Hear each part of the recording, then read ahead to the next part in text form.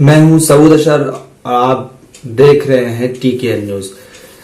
टीकेएन news का खास programme किसान की बात में आपका खैर मकदम है, आपका स्वागत है। किसान की बात में आज हम बातचीत करेंगे किस तरह से किसान आंदोलन को कमजोर किया जा रहा है।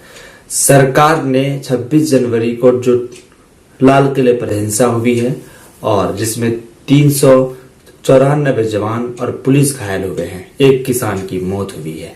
इस पूरे घटनाक्रम को लेकर के सरकार को मौका मिल गया है कि इन किसान आंदोलनों को कमजोर किया जाए। किसानों की जो मांगे हैं वो जायज मांगे हैं, लेकिन सरकार जो कर रही है वो कितना जायज है ये आप अच्छी तरह से जानते हैं।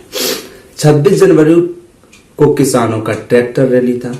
90% जो रैलियां थी वो सफल रही, कहीं से कोई खबरें नहीं आई। लेकिन एक खबर ऐसी थी जिन्होंने पूरे किसान आंदोलन को बदनाम करने की कोशिश की और उसमें गोदी मीडिया ने जबरदस्त सहारा लिया। गोदी मीडिया ने लाल किले पर निशान साहब का झंडा फहराए जाने को लेकर एक जबरदस्त हवा खड़ा किया।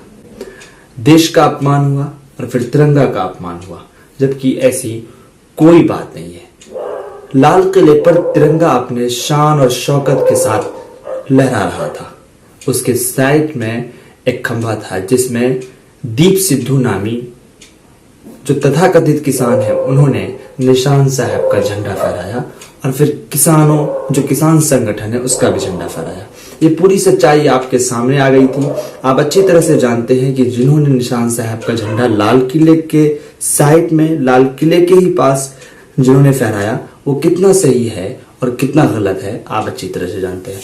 लेकिन टीकेएन न्यूज इस घटना की निंदा करता और हमेशा तिरंगा फहराता रहे और फिर तिरंगा लहराता रहे इसकी कोशिश करता है।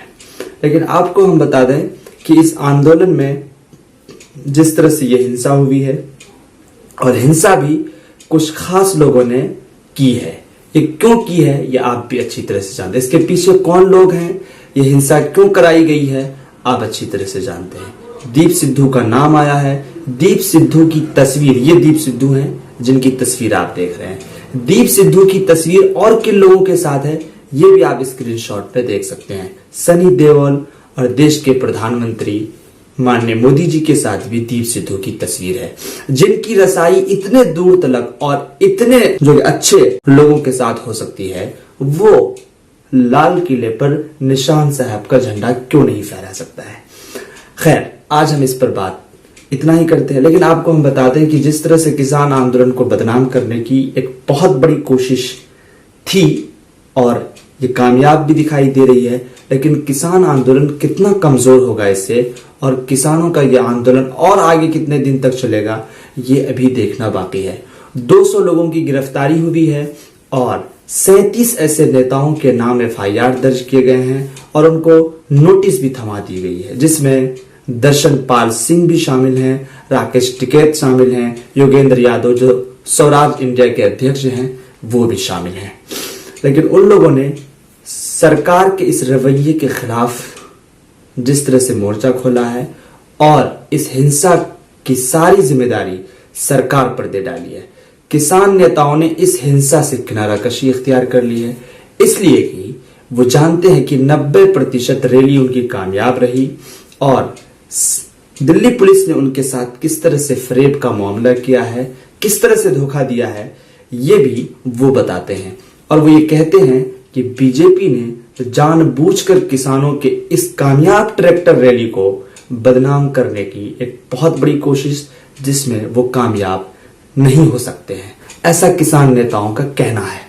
इसलिए राकेश टिकैत ने कहा कि हम यहीं बैठे रहेंगे और यहीं जमे रहेंगे। कुछ किसान थे जो घर की तरफ जा रहे थे, उनको रोका गया है, लेकिन वो किसान वो थे जो 26 जनवरी के दिन ट्रैक्टर रैली में शामिल होने के लिए घर से आए थे, वही किसान जा रहे थे। राकेश टिकैत मंच पर आकर ये कहने की कोशिश की है कि पुलिस चाहे धमका ले, पुलिस चाहे मेरी गिरफ्तारी हो जाए या कर ले, लेकिन आंदोलन तो जारी रहेगा।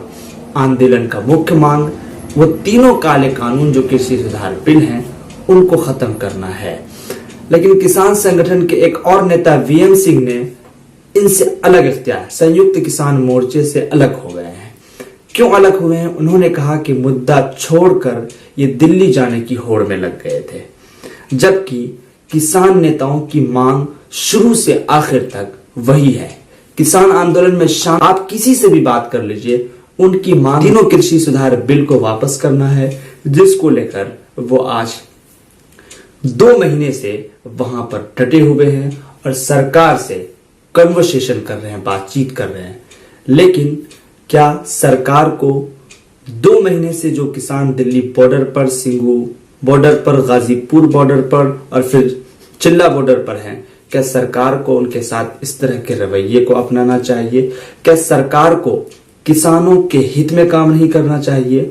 लेकिन जो कृषि एक्सपर्ट है देवेंद्र शर्मा, वे कहते हैं कि पिछले 70 सालों से किसानों के साथ जो अन्याय हुआ है वो हम और आप, बल्कि पूरा हिंदुस्तान, बल्कि पूरी दुनिया देख रही है। पिछले 20 सालों में जो अन्याय हुआ है वो भी आप अच्छी तरह से देखते हैं।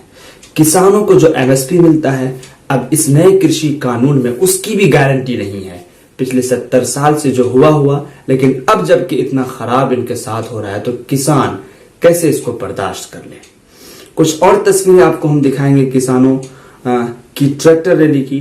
आप मेरे साथ बने रहिए। और ये जो सवाल हैं, जो बुनियादी 3 सवाल हैं, पहला, किसान आंदोलन को कमजोर करने की सरकार की कोशिश कितना कामयाब होती है, ये देखा जाएगा।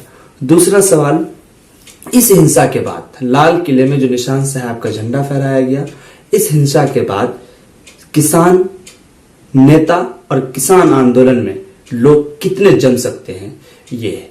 तीसरा सवाल, क्या किसानों की मांग सरकार नहीं मानेगी? आज का टीके न्यूज का ये तीनों सवाल आप जरूर कमेंट बॉक्स में अपने